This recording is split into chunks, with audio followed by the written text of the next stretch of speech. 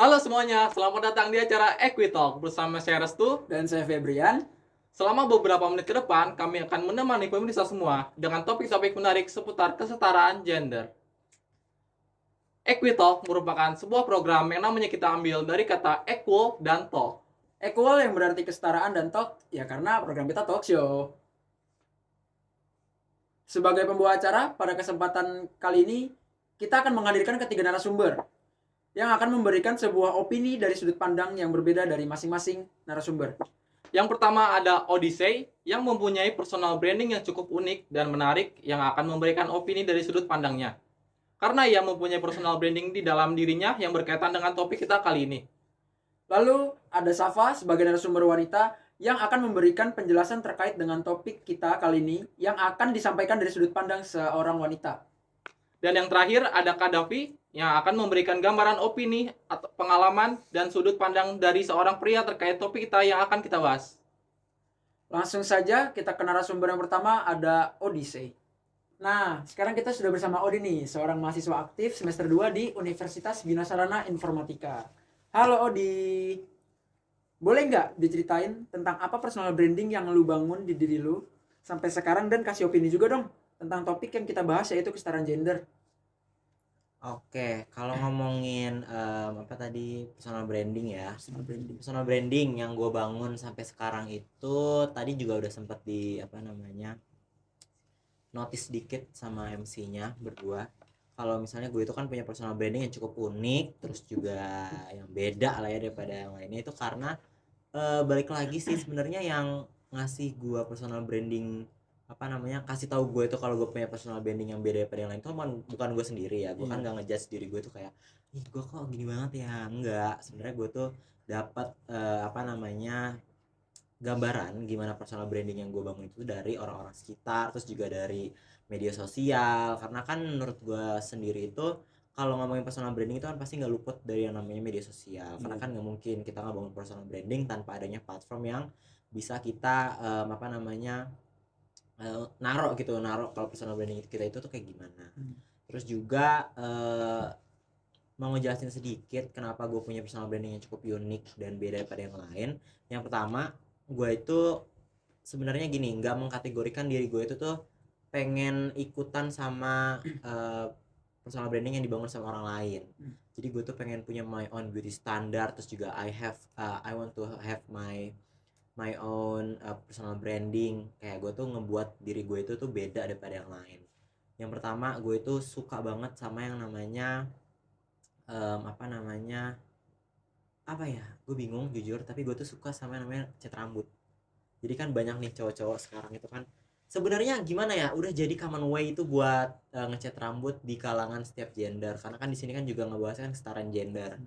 Gue juga mikir kalau sebenarnya kalau ngeluarin rambut itu nggak harus diidentifikasikan kalau ih cuma cewek doang nih yang boleh ngeluarin rambut ya kan. Terus kayak cowok tuh nggak boleh, cowok nggak boleh majangin rambut, cowok itu tuh harus rambutnya pendek terus rapih ya kan.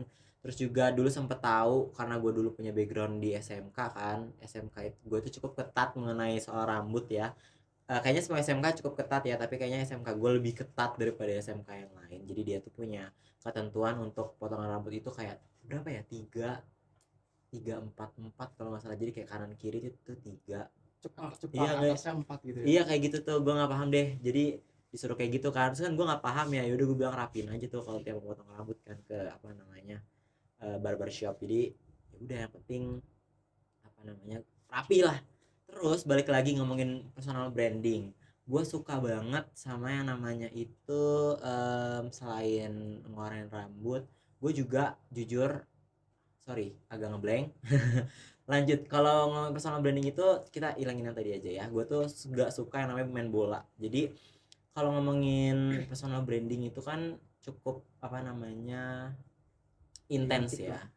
Harus cukup identik dengan personal masing-masing gitu kan, antar pribadi. Jadi gue pengen nunjukin ke orang-orang ataupun ke dunia luar itu kalau kita nggak harus kok ngikutin tren yang lagi ada sekarang juga. Terus kita nggak harus ikut-ikutan personal branding yang dibikin sama orang. Misalnya orang lagi ngebuat personal branding, dia suka ngebaca, terus dia suka ngupload post-post tentang quotes di buku-buku gitu, dari buku-buku diambil. Itu nggak harus. Misalnya lu pengen, maksudnya gini, lakukan apa yang emang lu suka. Nah, jadi dari apa yang lu lakuin, dari yang lu suka itu tuh bakal ngebentuk suatu personal branding dalam diri lu. Jadi kayak gitu. Terus juga opini gue yang tadi tuh kan seperti tanyain juga tentang kesetaraan gender ya. Menurut gue pengen ngambil satu kasus sih tentang toxic masculinity. Jadi banyak di sekitar ya, maksudnya di lingkungan sekitar itu tuh masih lumayan tabu dengan yang namanya toxic masculinity. Jadi buat info juga nih teman-teman di rumah, kalau toxic masculinity itu sendiri tuh kurang lebih bukan kepanjangannya apa ya, secara garis besar tuh toxic masculinity itu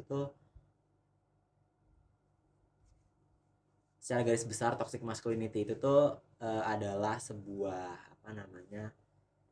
pendapat atau opini dari lingkungan tentang mengotak-ngotakan suatu gender. Nah, karena di sini kita akan ngambilnya itu kan masculinity atau maskulinitas. Jadi yang bakalan gue mau bahas itu tentang cowok.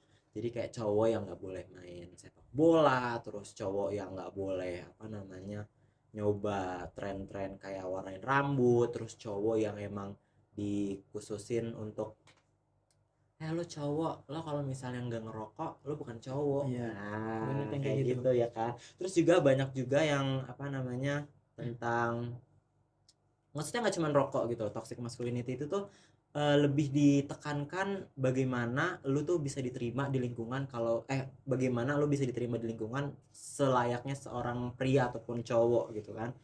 Jadi menurut gua ini lumayan cukup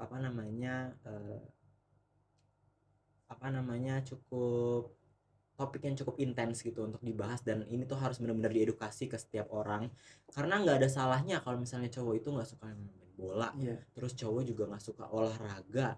So, maksudnya dengan dia nggak suka olahraga pasti kan dia punya keahlian dalam bidang lain gitu kan, jadi nggak harus dipaksa, ih lu kan cowok masa lu nggak bisa main bola. Maksudnya gimana ya, menurut gue dia pasti punya passion yang lain, gak cuma di olahraga. Maksudnya sekarang kan semua pria atau semua cowok itu kan harus yang namanya punya passion di bidang olahraga, karena itu kan yang menentukan bagaimana dia nanti ke depannya.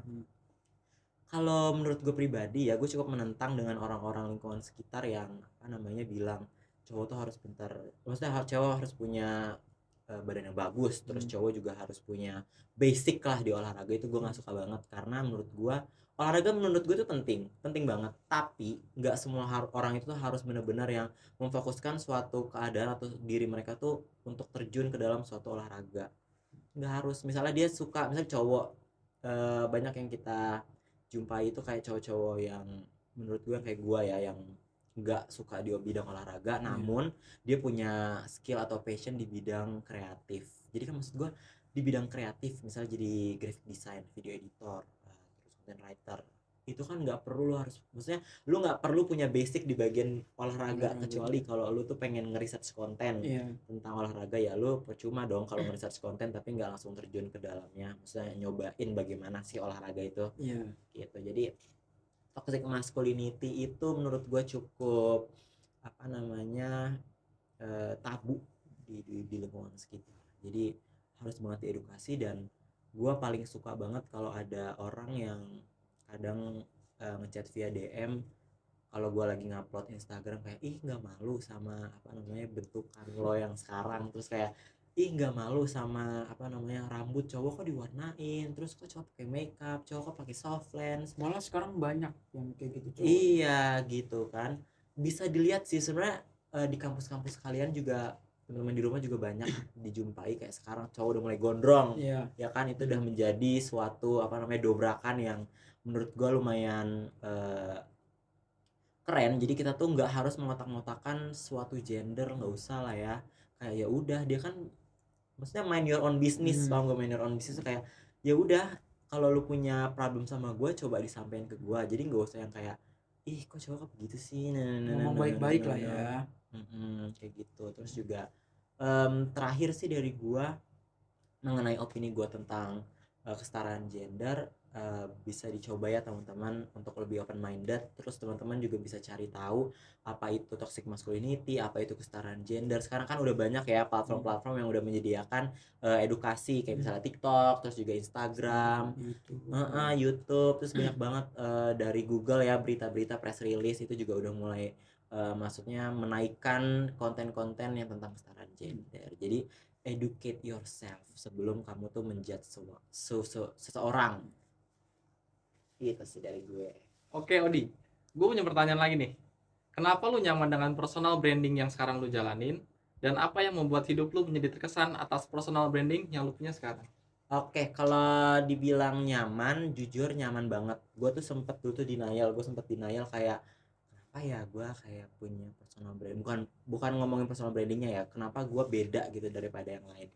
Karena gue ngerasa diri gue itu tuh kalau misalnya gue ngikutin track record orang itu tuh gue nggak bakalan apa saya setara gitu dengan dia. Karena misalnya gue kan sempet ngelihat temen gue dulu cowok itu kan dia suka banget main bola, terus dia kadang kalau misalnya main apa bukan main bola, selain main bola dia tuh kadang kalau lagi penilaian penjas, apa ya penilaian penjas ya, pendidikan jasmani ya, olahraga gitu kan, gue kadang suka iri kayak kok dia punya kemampuan Basic fisik, skill. iya kemampuan fisik yang luar biasa gitu loh, yang lebih kuat daripada gua. Terus juga kalau lagi ada pelajaran penjas disuruh bikin apa namanya kelompok untuk main bola. Iya. Bola berapa sih, 13 ya? Futsal biasanya kalau di sekolah tuh paling 5 orang. Iya gitu tuh, 7 kayak gitu orang. tuh. Itu jujur banget gue tuh nggak pernah tahu berapa apa namanya Personilnya lah ya. gue nggak pernah tahu, Orang-orangnya. makanya gue nggak suka gitu loh kalau apa namanya ada mata pelajaran penjas terus gue harus melakukan aktivitas fisik yang luar biasa. Gue harus lari ngejar bola buat apa gitu kan. Tapi di sini gue nggak apa namanya nggak menutup kemungkinan, maksudnya nggak merendahkan juga untuk teman-teman yang emang mempunyai kondisi fisik yang kurang seperti saya yang nggak terlalu powerful di bidang olahraga. Itu it's okay kalau kalian mau mencoba mencicipinya ataupun mau coba untuk terjun ke menjadi atlet, itu it's okay ya, pastinya harus bertahap ya, nggak mungkin yang seperti yang tadi gue bilang. Gue tuh pernah iri sama orang yang kayak gue nggak bakal bisa nyampe di tahap yang mereka udah nyampe gitu. Jadi lebih baik gue menarik diri dari apa namanya kegiatan tersebut sebelum gue malah jadi overwhelmed. Terus juga tadi kan ditanya nyaman atau enggak dan apa kesan dari personal branding gue. Nyaman yang pasti tadi udah dibahas juga kan, gue nyaman dengan diri gue yang sekarang. Gue udah mulai menerima dengan kekurangan dan kelebihan apa yang gue sekarang.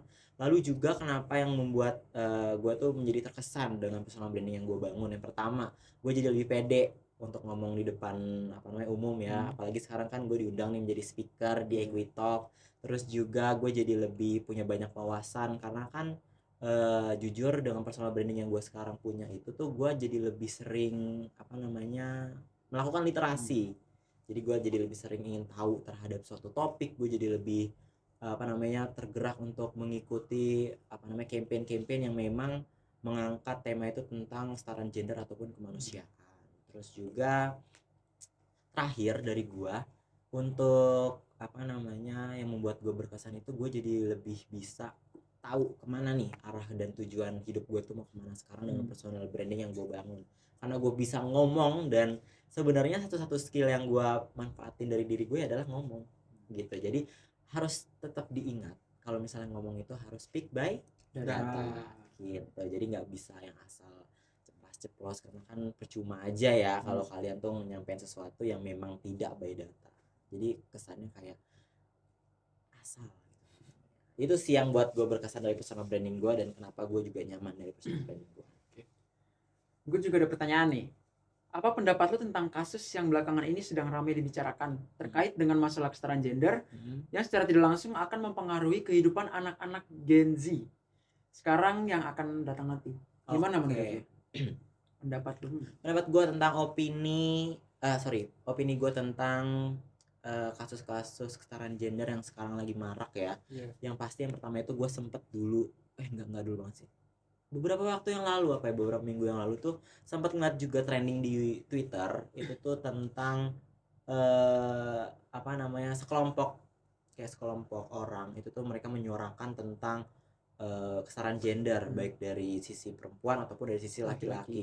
Tapi yang paling di highlight atau di garis bawah itu tuh dari sisi perempuan seperti sexual harassment, terus juga apalagi ya kan sekarang kan banyak pelecehan-pelecehan yang memang bisa kita bilang itu tuh sebenarnya yang salahnya itu bukan di korbannya, maksudnya korban yang tidak mengundang untuk di dalam tanda kutip dia apa-apain ya, tapi emang dasarnya si pelakunya aja yang emang agak bisa dibilang tanda kutip konyol ya, karena dia belum bisa mengedukasi diri dia tuh dengan lebih baik lagi gitu. Jadi setiap melihat ada yang kayak wow ini sayang banget nih kan kalau dilewatin kan, mumpung gitu kan ya, mereka kan nggak mungkin tuh kepikiran kayak ini kalau gua nggak lihat apakah gua dosa ya, nggak akan kepikiran, yang pasti mereka akan coba sentuh dikit gitu. Tapi mereka tuh nggak apa namanya memikirkan bagaimana perasaan yang perasaan seseorang yang memang ingin dia dalam tanda kutip jahili gitu kan, dalam tanda kutip jahili kan.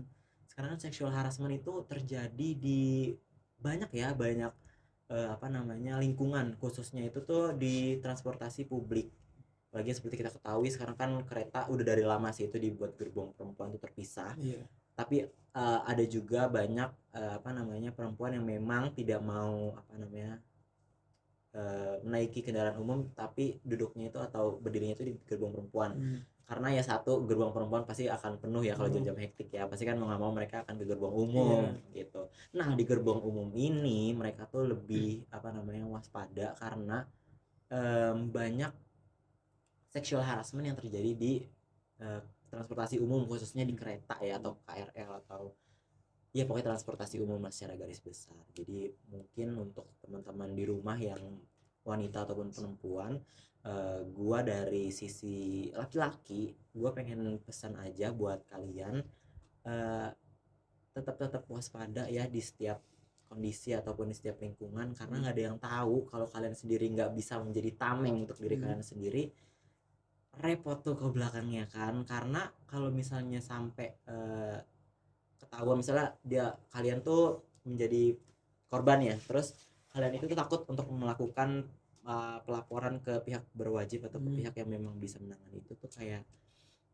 nanti malah jadi beban di kalian sendiri. Jadi mending kalian langsung aja lapor, atau mungkin kalau di gerbong umum itu biasanya sih kalian bisa minta tolong penumpang yang lain gitu loh, kayak tolong dia seram gitu tolong dia seram gitu kan, bisa minta tolong. Jadi kan carilah, sekarang udah banyak kok apa namanya di apa KRL itu Biasanya di satu gerbong itu ada satpam lah ya. iya, terus satpam. juga sekarang tuh udah banyak kayak hotline number untuk nelfon kan. Jadi kalau misalnya Di emang setiap takut, gerbong biasanya juga ada iya tuh. kan, jadi kayak gitu tuh. Kalau misalnya kalian malu ataupun takut untuk bilang ke satpam yang memang sedang bertugas ataupun ke penumpang lain, bisa coba aja call hotline number yang memang sudah disediakan oleh PT KAI ataupun transportasi umum gitu. Jadi opini gue tentang kasus-kasus kesetaraan gender yang sekarang sedang marak itu, please educate yourself sebelum kalian bertindak.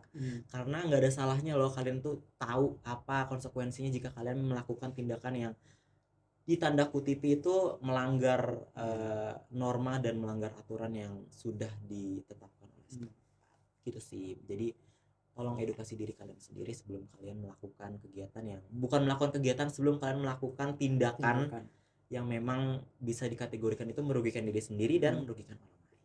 Seperti itu. Terima kasih Odi sudah memberikan pendapat tentang topik kita kali ini. Dan jangan kemana-mana, tetap bersama kami di acara Equitalk.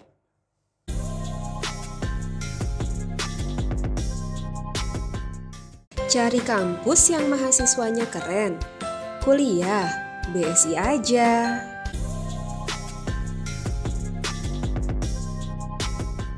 Ya guys, kembali lagi di Equitalk. Jadi selanjutnya kita akan berbincang atau berbicara dengan narasumber kita yang kedua, yaitu ada Safa Salsabila. Dia ini seorang mahasiswi aktif semester 2 di Universitas Bina Sarana Informatika. Halo guys.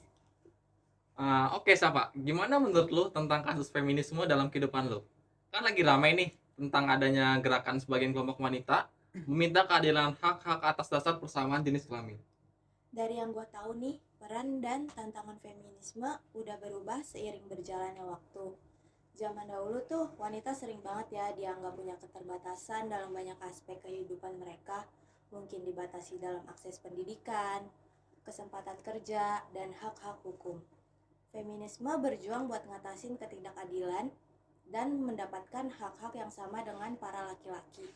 Bahwa wanita nggak harus diem di rumah aja jadi ibu rumah tangga loh. Dan sekarang feminisme masih relevan meskipun ada kemajuan yang signifikan dalam mencapai kesetaraan gender. Kayak di banyak negara lain maupun di Indonesia sendiri nih, wanita udah banyak memiliki akses yang lebih baik di dunia pendidikan, pekerjaan, politik, dan gerakan feminisme. Saat ini itu memperjuangkan isu-isu seperti kesenjangan upah, kekerasan berbasis gender, dan hak reproduksi. Dan juga sekarang kita dapat melihat tuh perubahan dalam pola pikir dan sikap terhadap feminisme. Banyak orang yang sekarang menyadari perlunya kesetaraan gender dan mengakui pentingnya memberikan kesempatan yang sama pada semua individu terlepas dari jenis kelamin mereka. Udah sih itu aja. Boleh nggak sih diceritain pengalaman lu merasakan rasa ketidakadilan terhadap gender yang sudah ditakdirin dalam diri lu di kehidupan lu, dan bagaimana respon lu atau tindakan lu dalam menghadapi situasi atau kejadian tersebut? Dari pengalaman pribadi yang gue alami sendiri ya, gak jauh dari lingkungan keluarga.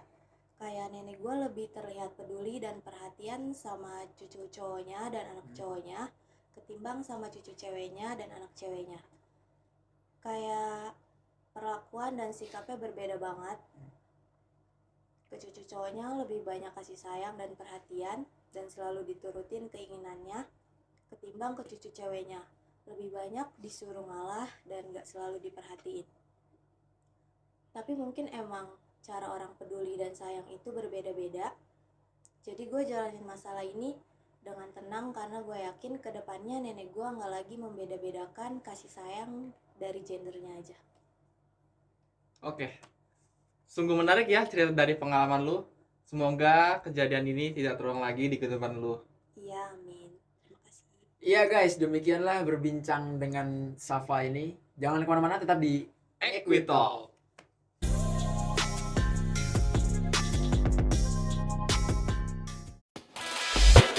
Wan, akademi itu D3 ya? Iya, emang kenapa, Ri? Apa sih kelebihan D3? Pertama, kuliahnya lebih cepat, cuma 3 tahun. Kedua, cari kerja lebih gampang. Sekarang banyak perusahaan-perusahaan lebih suka lulusan D3. Ketiga, kalau mau lanjut ke S1, cuma 2-3 semester doang. Keempat, kasih tahu nggak ya? Wan, kalau kasih info yang lengkap dong! Mau tahu yang keempat? Keempat, kuliah.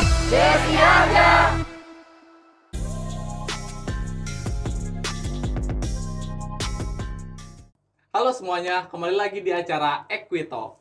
Kali ini kita kedatangan narasumber kita nih, yaitu seorang mahasiswa semester 2 di Universitas Bina Sarana Informatika, yaitu Kak Davi. Halo, Halo Dapi. halo. Gimana menurut lo tentang budaya patriarki yang menjadi pemicu ketimpangan gender di Indonesia? Dan bagaimana cara menghargai kesetaraan gender menurut pandangan lo sendiri nih? Oke, ngomongin soal patriarki ya. Kalau ngomongin soal patriarki menurut gue ini udah jadi hal yang lumrah ya. Hal yang lumrah di dalam kehidupan ini gitu. Soalnya ini udah menjadi tantangan buat orang-orang yang memperjuangkan tentang kesetaraan gender. Karena gimana ya? Karena dengan adanya patriarki ini perempuan itu jadi kayak bisa melakukannya itu cuma hal-hal yang domestik, ngerti nggak sih lu? Ngerti Yang kayak hal-hal domestik yang cuma kayak mencuci, terus Pekerjaan mengurus rumah rumah lah ya. tangga, iya, rumah tangga, mencuci, gosok segala macam. Jadi pemikiran-pemikiran patriarki itu bagi orang-orang yang punya pikiran kayak gitu tuh, dia cuma kayak nganggapnya wanita ya kayak gitu, punya pekerjaan domestik doang. Sebenarnya ini juga penyebabnya juga gara-gara masyarakat kita itu minim tentang adanya budaya patriarki ini gitu. Masyarakat kita ini salah kaprah mengartikan patriarki ini gimana gitu maksudnya. Jadi dia tuh berpikiran bahwa wanita ya baik lagi yang tadi gue omongin cuma bisa ngerjain pekerjaan-pekerjaan yang domestik, jadi nggak dikasih kesempatan untuk mengaktualisasi dirinya atau untuk memproduktivitaskan dirinya itu. Kayak gitu sih. Terus juga apa namanya pada saat ini juga udah mulai banyak sih sebenarnya wanita-wanita yang memperjuangkan kesetaraan gendernya gitu. Banyak yang udah mulai kerja juga gitu kan, banyak yang udah mulai kayak ikut turut andil dalam aktivitas sosial. Cuma nggak bisa dipungkiri juga kan para wanita ini juga melakukannya dalam konteks hal yang apa ya, masih dalam batas wajar gitu. Karena kan bagaimana juga kan khalifah di negeri ini kan, atau enggak di dunia ini kan, khalifah itu kan hakikatnya di laki-laki gitu kan. Karena ya kayak lu orang pada tahu lah ya, Ali bin Abi Thalib, Utsman bin Affan ya kan, sahabat-sahabat Nabi kan itu rata-rata pada laki-laki kan. Nah terus ini juga apa namanya, wanita itu misalnya dia kerja atau beraktivitas atau memproduktivitaskan dirinya, dia juga jangan sampai tidak taat gitu sama seorang laki-laki, suaminya. Soalnya kan kebanyakan kan jadi sebenarnya dua-duanya ini salah kaprah gitu. Banyak sih gue nggak ngomongin secara apa ya, secara mengkotak-kotakan ya, secara kayak laki-laki atau perempuan membenarkan gitu. Jadi pada hakikatnya kayak laki-laki sama perempuan ini dua-duanya harus sama-sama satu pemahaman gitu. Satu pemahaman. Jadi kayak ya si laki-laki tuh harus kayak ya udah membebaskan si wanitanya, membebaskan si wanitanya buat mengeksplor dunia lah ya, memproduktivitas atau mengaktualisasikan dirinya. Cuma dalam artian juga wanita juga jangan sampai kurang ajar lah ibarat kata sama si laki-laki atau si suaminya. Kayak gitu sih kalau menurut gua. Oke, gue punya pertanyaan lagi nih. Iya. Ada nggak sih pengalaman yang ada di hidup lu nih yang terkait dengan patriarki ataupun pengalaman cerita menarik lu tentang kesetaraan gender? Kalau buat pengalaman sih gua buat ngerasa pengalaman pribadi ya belum ada sih kalau gua ya. Cuma kalau misalnya buat di sekeliling gue, jadi ibarat kata gue cuma dapat dengar cerita dari orang gitu, dari sekeliling gue yang terkena budaya patriarki ini atau feminisme inilah bisa dibilang ya. Dengan adanya kesalahpahaman tentang patriarki ini, gue juga jadi lebih belajar lagi nih gimana memahamin atau menghargai si lawan jenis kayak gitu. Jadi baik itu pasangan ataupun keluarga gua nih atau enggak kita lah ya sebagai laki-laki harus bisa kayak pahamin dulu nih orang terdekat kita kayak gitu. Orang terdekat kita pahamin dulu gimana dia atau enggak karakteristik dianya itu kayak gimananya. Karena bagaimanapun juga kan seorang wanita itu berhak gitu kan buat ya itu apa namanya, mengaktualisasikan atau memproduktivitas dirinya. Kayak gitu sih. Soalnya tapi dalam konteks dia menjalankannya itu tidak sampai keluar batas. Tidak sampai keluar batas. Ya, yang tadi gue bilang. Jangan sampai dia jadi dibebaskan sama pasangannya atau sama suaminya, sama si laki-laki, dia jadi kurang ajar sama si laki-laki. Ya karena kan bagaimana juga kan sahabat-sahabat Nabi lah ya kan, Ali bin Abi Thalib, Utsman bin Affan dan segala macam lainnya. Itu kan khalifah-khalifah di zaman perang kan juga kan laki-laki kan. Pemimpin kan di zaman itu kan kebanyakan laki-laki. Toh kan seiring berjalannya waktu kan banyak juga wanita yang jadi apa ya, jadi pengaruh besar lah bagi bangsa kita, contoh kayak Ibu Kartini ya kan. Jadi seharusnya makin kesini sih sebenarnya pemikiran kita orang lah ya yang harus dikembangin lagi gitu kan. Karena itu kan udah zaman dulu lah ya, kalau misalnya kayak laki-laki harus begini wanita gini itu kayak kuno lah ibarat kata. Soalnya kan sekarang udah banyak dari zaman Ibu kita Kartini, Dewi Sartika, terus juga Rasuna Said, itu juga kan sosok-sosok tokoh perempuan yang punya pengaruh besar sama bangsa kita. Jadi kalau menurut gua pemikiran kita emang harus terus dikembangin lagi seiring berjalannya waktu, seiring berjalannya zaman gitu kan.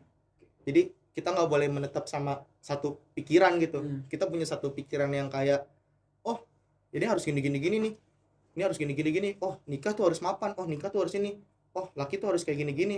Kayaknya itu kuno nggak sih, kayak basi gitu ya kan? Jadul lah. Iya, karena kan sekarang kan udah ya banyak lah kasus-kasus yang apa namanya, yang baru-baru atau kejadian-kejadian yang baru itu kan harusnya membuat kita jadi punya pikiran yang lebih luas gitu. Iya. Punya pikiran yang lebih, kita menilai sesuatu ya dari sisi lain gitu, dari banyak sisi gitu, nggak harus dari satu sisi gitu kan.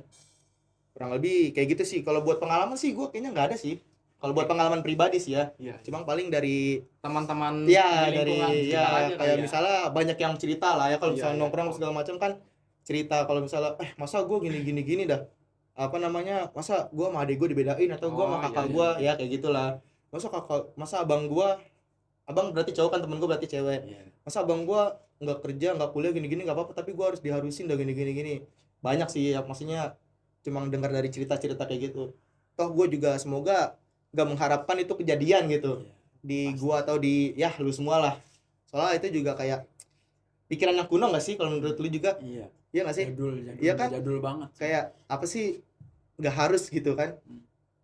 Paling kayak gitu aja sih dari gua. Kalau untuk pengalaman nggak ada sih. Oke.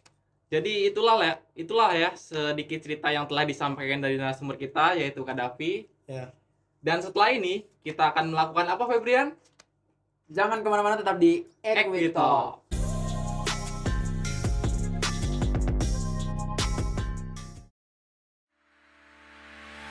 Saya BSI. Saya BSI. Saya BSI.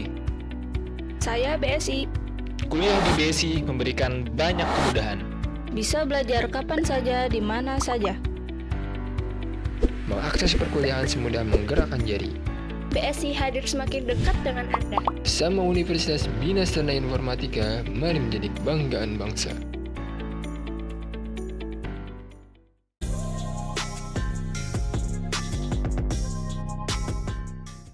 Ya, balik lagi di acara Equito. Sekarang kita sudah berada di penghujung acara. Maka dari itu kita undang sekaligus ketiga narasumber kita, yaitu ada Odyssey, ada Safa, dan ada Kadafi untuk kembali bergabung bersama kita di sini.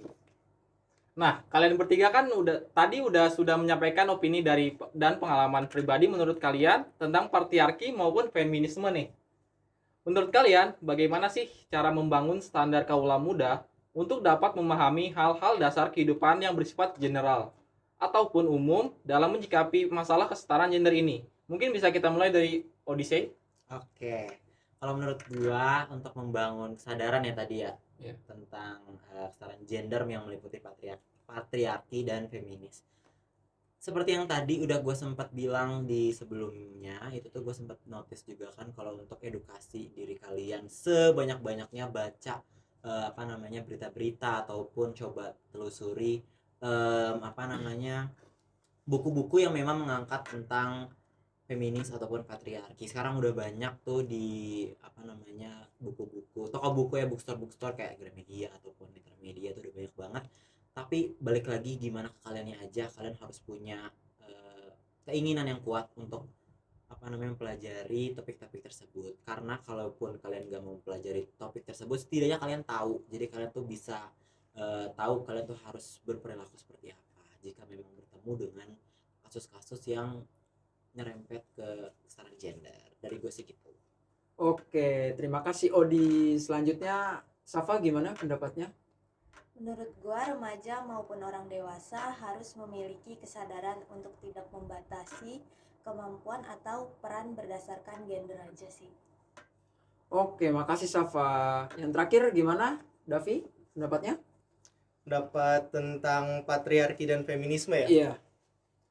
Kalau dari gua sih ya, pendapat tentang patriarki dan feminisme ini untuk kaula muda terutama ya. Iya.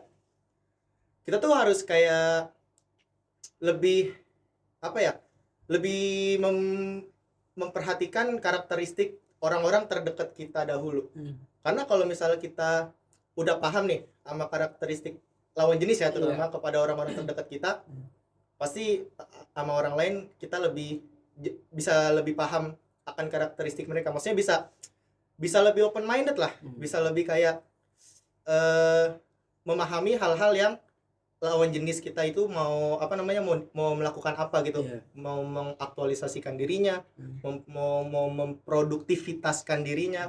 Tapi balik lagi, kalau misalnya perempuan ya, itu kan juga ada batasannya ya, walaupun dia mengaktualisasi dirinya, karena kan yang tadi udah kita obrolin, khalifah di dunia ini kan juga kan itu dari laki kan, dari para sahabat-sahabat Nabi ada Abu Bakar As-Siddiq, Ali bin Abi Thalib, dan Utsman bin Affan, dan banyak 100 sahabat-sahabat Nabi lainnya. Jadi kalau menurut gue sih kita harus memahami karakteristik orang terdekat, sama jangan keluar batas untuk tahu batasan lah. Iya, tahu batasan lah untuk melakukan atau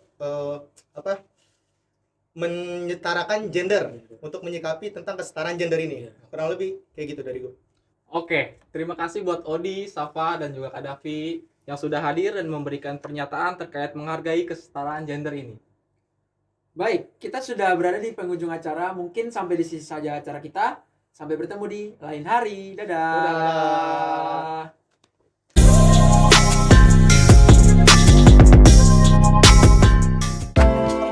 Satu, dua, action. Ya, boleh kita lagi gitu. Sekarang kita sudah bertemu